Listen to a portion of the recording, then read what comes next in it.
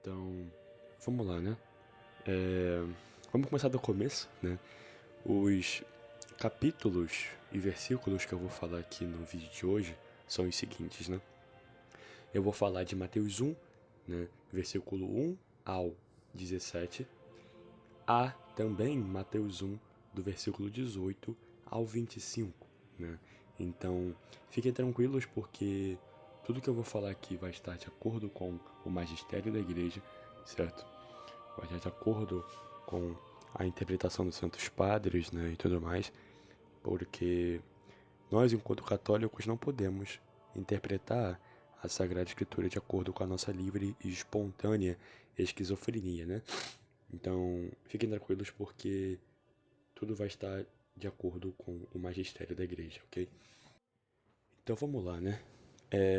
No primeiro capítulo de São Mateus, ele já começa narrando, né, a genealogia de Jesus.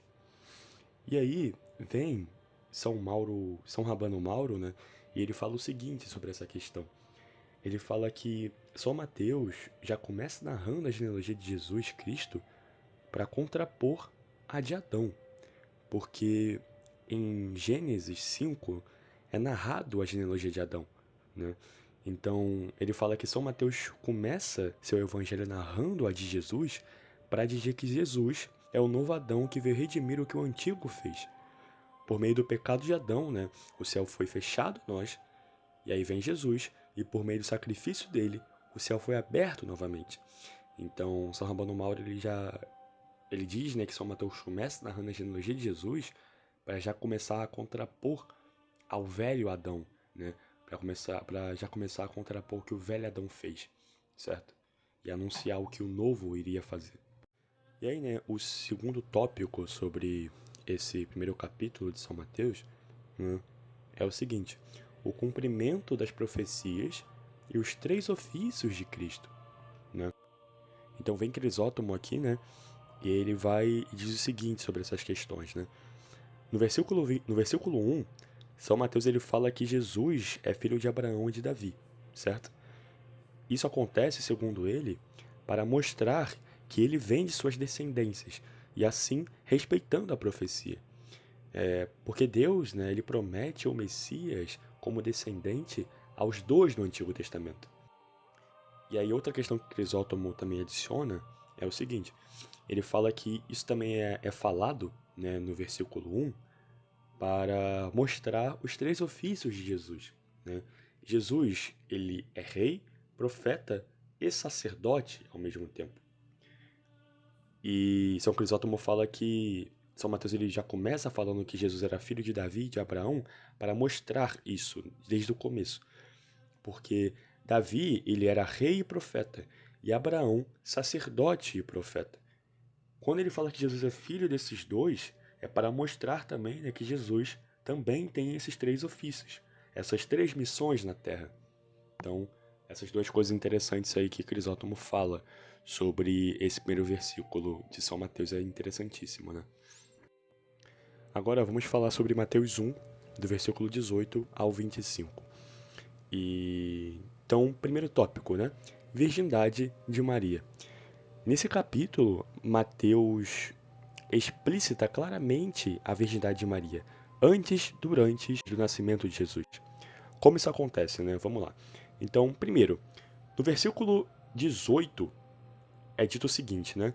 Eis como nasceu Jesus Cristo. Maria, sua mãe, estava desposada com José.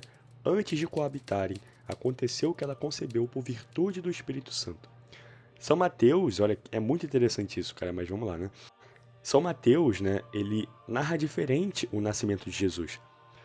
Durante toda a sua descrição da genealogia de Jesus, ele usou o padrão da palavra gerou para falar sobre os nascimentos. Porém, quando ele vai narrar o nascimento do próprio Jesus, ele narra de maneira diferente, falando: Eis como nasceu Jesus Cristo, ao invés de Maria gerou Jesus. Pseudo Crisóstomo diz que essa mudança de padrão é feita pelo evangelista para ele explicar que o nascimento de Jesus foi diferente. Foi feito sem relação sexual e sim pelo poder do Espírito Santo. É como se São Mateus ele estivesse falando o seguinte, né? Tá, todos os que vieram antes de Jesus nasceram segundo a carne, nasceram segundo uma concepção carnal entre homem e mulher. Porém, quando se trata de Jesus, né, então esse eis como nasceu Jesus Cristo, essa mudança de padrão, é como se ele estivesse falando, tá, mas quando se trata de Jesus, ele foi diferente, né?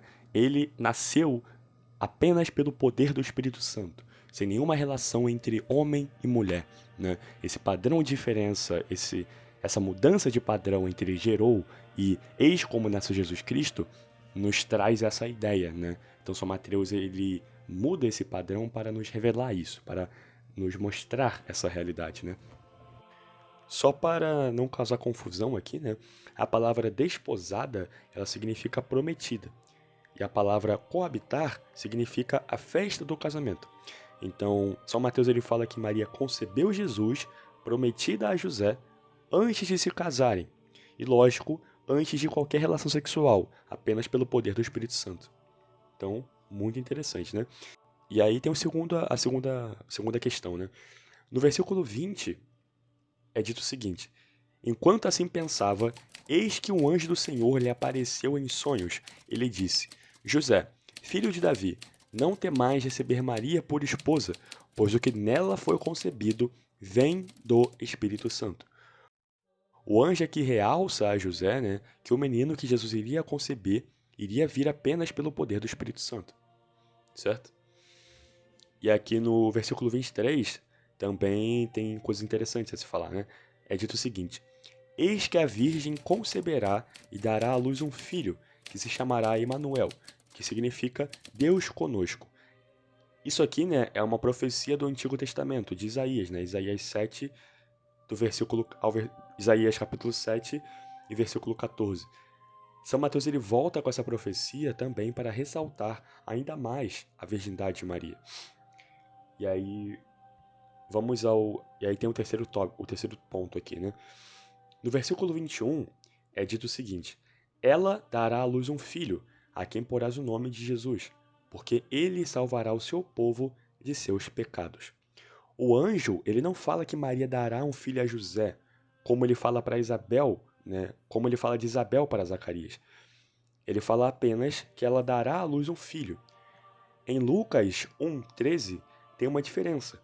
Quando ele se dirige a Zacarias, né, é dito o seguinte, né? Mas o anjo disse-lhe: não temais, Zacarias, porque foi ouvido a tua oração. Isabel, tua mulher, dar-te-á um filho, e chamá-lo-ás João. Essa pequena diferença mostra que José não teve participação nenhuma na concepção de Jesus. Não só essa aqui do terceiro ponto, mas de todos os pontos que foram apresentados aqui. Então, São Mateus aqui no versículo, nesses versículos, né, ele vai demonstrando ponto a ponto que Jesus Cristo nasceu de uma virgem, sem participação de José e sem participação de homem algum, né, nesse processo. Entende? Então são coisas bastante interessantes, cara, que a gente muitas das vezes não presta atenção, mas com um olhar mais atento, a gente realmente tem esse estalo e consegue compreender essa realidade, né?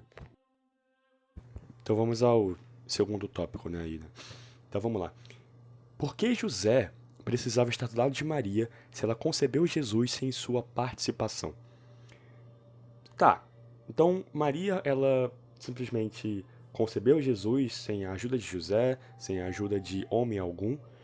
Mas por que um homem, então, precisava estar do lado dela? E por que especificamente José, né, precisava estar do lado dela durante todo esse processo? E aí os santos padres vão responder essas questões, né? Eles falam que, primeiro, para que Jesus se tornasse descendente de Davi e Abraão por meio de José. E por conta disso a profecia se cumprisse, né?